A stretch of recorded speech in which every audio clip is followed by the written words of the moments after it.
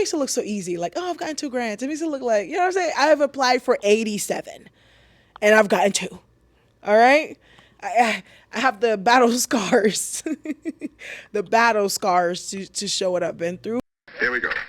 I fall in love with myself, and I want someone to share it with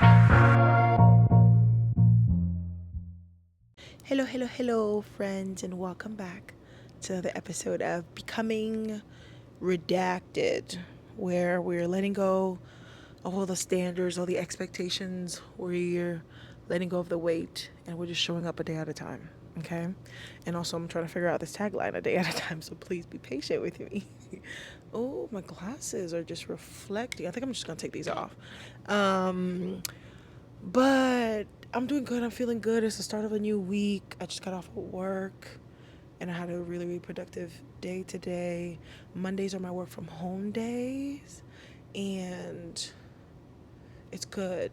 It always, having that Monday slow start helps me to ease my way into the week, because otherwise I would just feel so overwhelmed.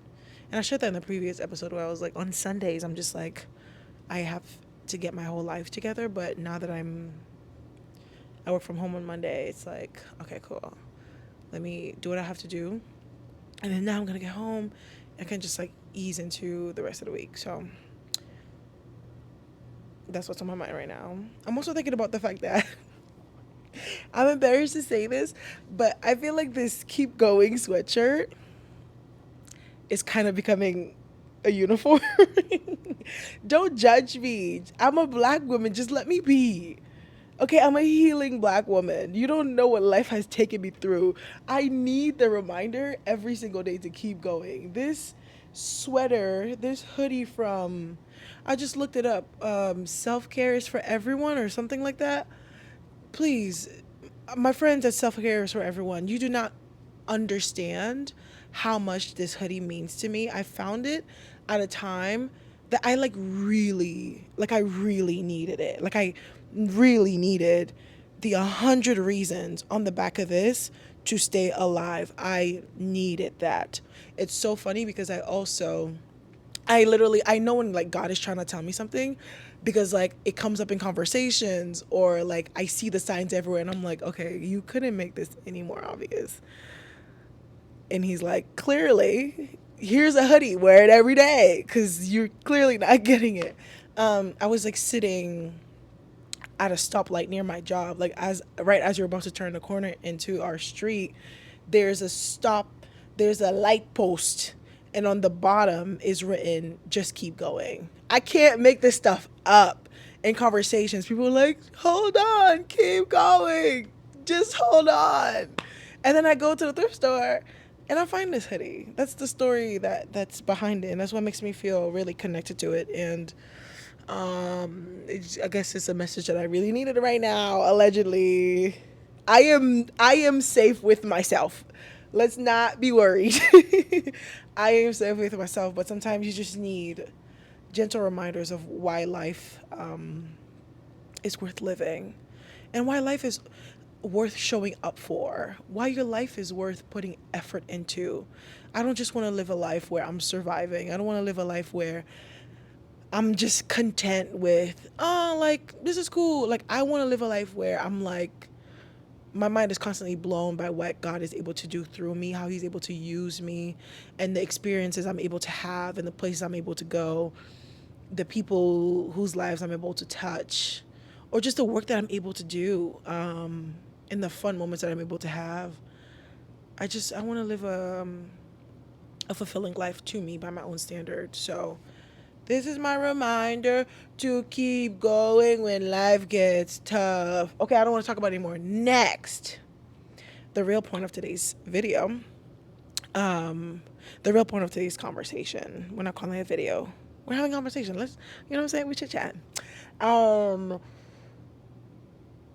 gonna okay, my working title for this episode is Becoming a 2-time grant recipient. And that's what we're talking about today. So today is Monday. On Friday, I attended the reception for the grant that I just received. It was really nice. It was a welcome reception at Arts Worcester where I met all the other artists in the cohort, and I just kind of, yeah, just spent the night chit chatting, mingling with everyone, getting a brief overview of the program. And it was very, very special. And I can't believe that I've gotten two grants. I'm very grateful. I'm very grateful that things that are in my brain, things that I sat in my bedroom, on the floor in my bedroom at 4 o'clock in the morning, like, I know this can be a thing, I know this can be a thing. They're coming into fruition, and others are investing in it and supporting me and helping me build it. Right, I got a capacity building grant. I don't really know how to say it. It's well, it's a grant obviously, but it feels like a fellowship as well. But it's with Assets for Artists in partnership with Greater Worcester Foundation, in partnership with Artists U, Mass Mocha. They selected 10 artists to help them build whatever it is that they're working on. And we're all doing something different. And the people in this cohort are so cool in terms of their artistry, their mediums, what their brains are working on. It was really, really nice to meet everyone. And I'm one of those people that it was nice to meet. It was nice to meet me too, because I was there. I was in the room. But yeah, I got this grant and I pitched them the artist incubator, and they were like, yeah, we can help you build it. What's up? Let's talk. So basically, this program, you get funding, and it's not much, but I mean, any type of seed money being sown into your thing is always should be well appreciated, and I do. I appreciate it so much. But I think for me, like, my favorite part of this program is that it's you're learning, you're coming to learn. So there's going to be virtual workshops about finances, about branding, about building, about all of the things, and you're working with like industry professionals, you're getting mentorships, you're getting one-on-one coaching. And it's just really, really good. Like, I'm really excited for that because I'm building I don't know what I'm doing with Artist Incubator, if I'm being completely honest with you. I have an idea. I see it 5 years, 10 years out, but for now, where do we start? I don't know. That's the visionary part of my brain. I think ahead. I always think about how do we make it better? How do we talk about engagement? I am literally all about community engagement. I'm the marketing girl. I'm the, but like deeper strategy and like really ironing it out, that's not my forte. And that's okay because there are professionals there to help me. Okay. So I'm excited for this. I'm really, really excited. I also get to visit Mass Mocha in a couple weeks. I'm going to be taking a trip out. I'm hoping to vlog it just to be like, tag along with me. Let's go on this adventure for in-person session, and everything else will be virtually. So signing up for workshops and chatting with folks and really just gaining as much as I can in the next 6 months, absorbing as much information as I possibly can and making the time to pour into Artist Incubator as much as I pour into everything else, right? Getting the second grant is definitely a sign that I'm onto something, right? I'm onto something. I'm onto something. And there are people that see me, they see the work that I'm doing, and they're ready to invest in me and pour into me. So that feels really, really, really, really, really good. Another thing that makes this very special is that they're also partnering with Arts Worcester. Arts Worcester. I I can't stop talking about Arts Worcester because I'm the type of person, like, I don't think I'll ever get to the point in my life where I'm like, I did bad all by myself. I put myself up on my bootstraps. No, I have very crazy, outlandish dreams. I don't have access to anything. I don't have contacts. I don't have mommy, daddy contacts.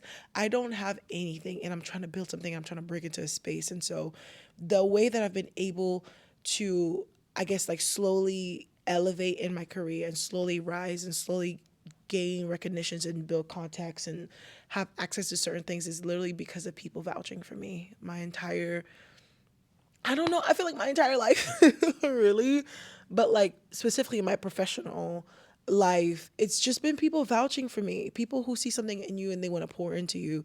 And so I would never get to the point where I'm like, yeah, I like one day when I don't know, build that crazy thing, or when Artist Incubator becomes like blah. I'm not gonna be like, yeah, I did this all alone. No, I don't need to take credit. I can recognize who has poured into me. How? I just went off on a tangent. Bring it back.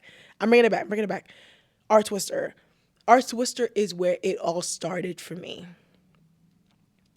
Backstory. I was thinking about it this morning and I was like, oh my gosh, that's where it started. Years ago. This is like 2017, 2018 or something. I don't remember. It maybe had to be like right before summer 2018. If I do some digging, I can find the date. At the time I was working at Nordstrom Rack with this dude. He was doing shoes in the shoe aisle. I need to like reconnect with him and just be like, hey, how you been? How's life? He's in the shoe aisle.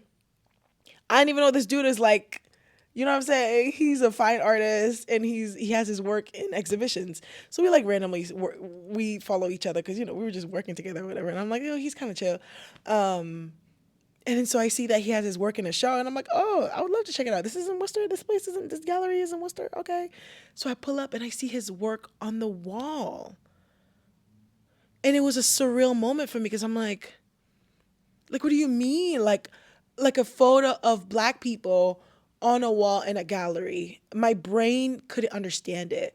Whenever I thought I hadn't, I think at the time I was fascinated. I loved museums. Like I was always at museums. I loved going to, not hanging out, but going to the Worcester Art Museum. I was going to the ICA. Like I always thought of art as like this far away thing, this unreachable thing, this like there's a certain level that is required to be in this space. There's a level of artistry. There's an expectation.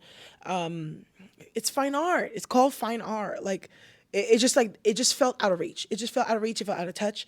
And so I pull up to the show, and this dude who I work with at Nordstrom Rack, his work is on the wall. My brain didn't understand, but also it was like, it was just kind of like a it was like, oh shoot, I belong here. We belong here. We belong in this space. Our work belongs in this space. Like because I'm like, art is fine art from the 1800s. From it's painting, it's sculpture, it's marble that's smooth and perfectly thing. Blah blah blah. Like I promise you, I couldn't understand. And so seeing that, I don't know if it was a college show. Maybe it was a college show.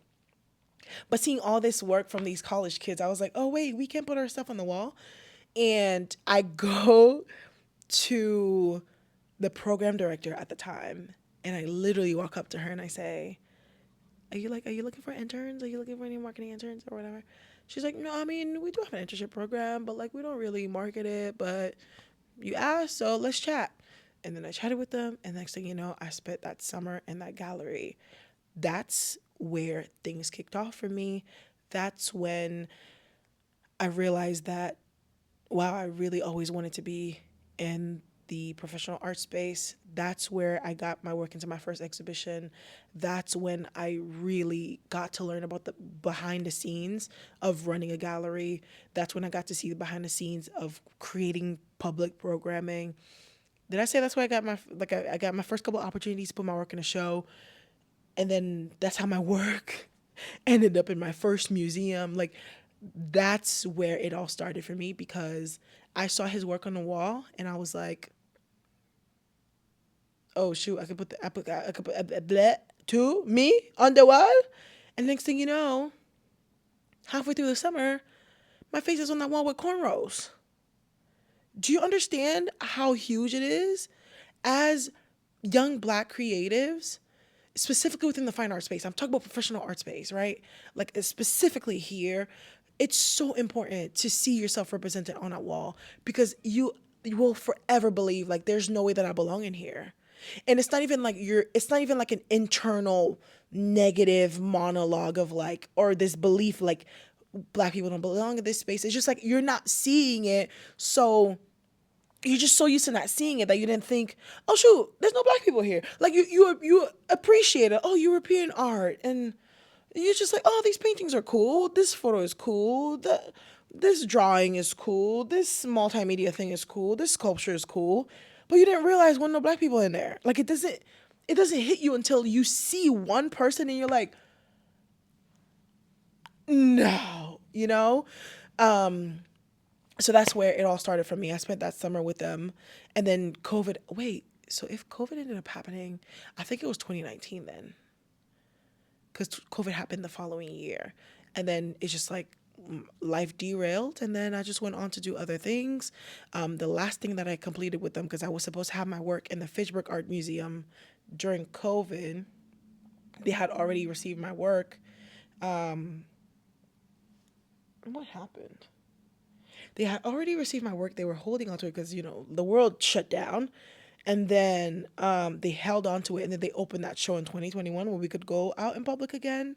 And so my work ended up being in the Fitchburg Art Museum a week later, or a year later. Something like that. Something like that, right?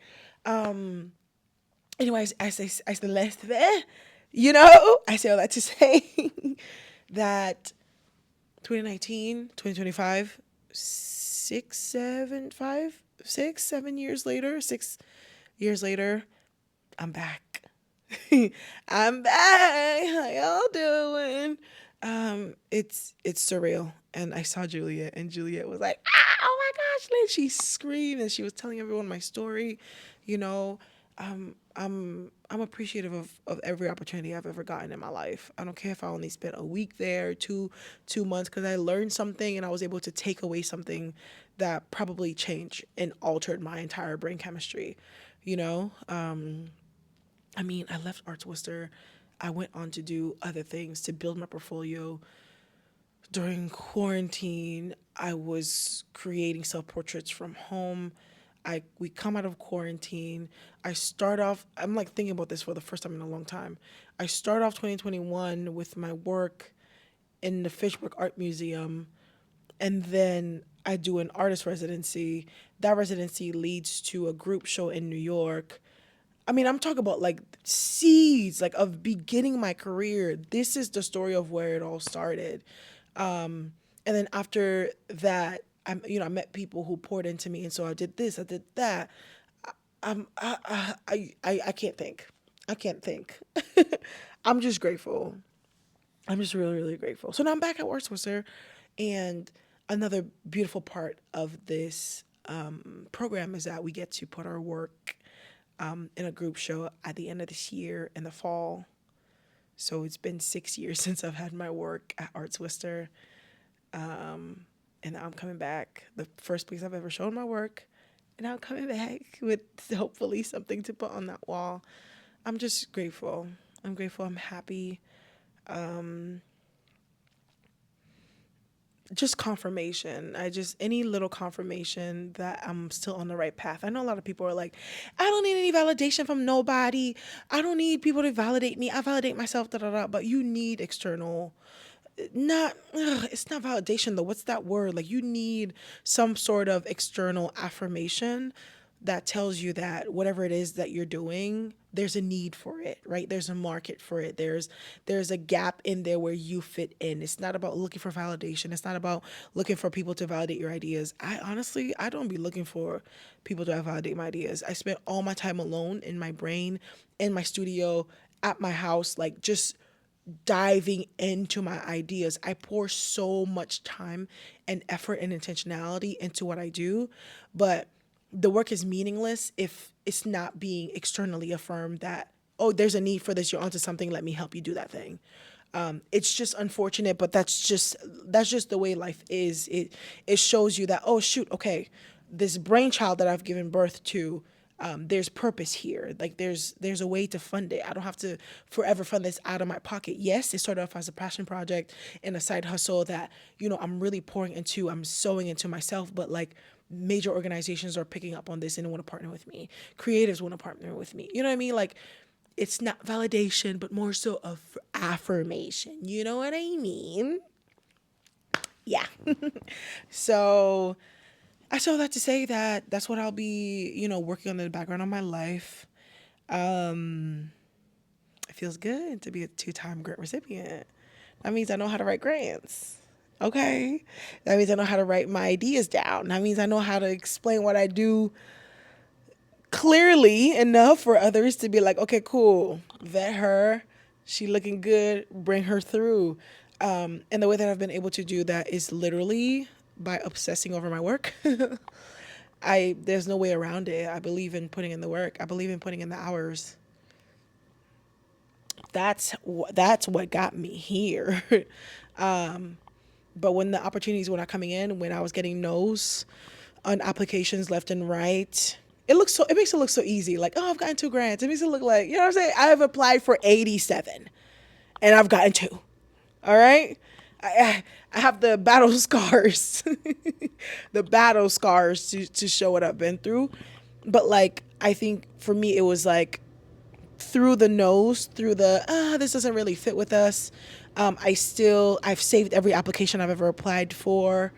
Every project I've ever pitched, it's all saved. It's all in my Google Drive. It's in my notes. Like every response I've ever given to any, application, and they're like, answer this, answer that. Every open response, what is it? Short response. Remember, like on exams in school, short form responses, long form responses. I've saved everything, because it even when, again, I'm getting no's, but I'm making sure I'm refining. What is Artist Incubator again? Who is this for again? What are we doing again? Who am I? What am I building? What are my dreams? What are my passions? What do I want to do? Like, you have to keep. So yeah, I just say all that to say that I'm just so grateful for what lies ahead for me personally, for Artist Incubator, for the things that I'm working on and building with others. So yeah, so you can see there will be updates on YouTube. There will be vlogs. A lot is in store. And I'm just grateful that I get to do what I do. I don't take this work lightly. The pressure is high. I'm doing something that I haven't seen, with resources that I don't got, money I ain't got. But there are people who are willing to invest in me. And although sometimes I might struggle with believing in my own self, I will believe in the fact that they believe in me.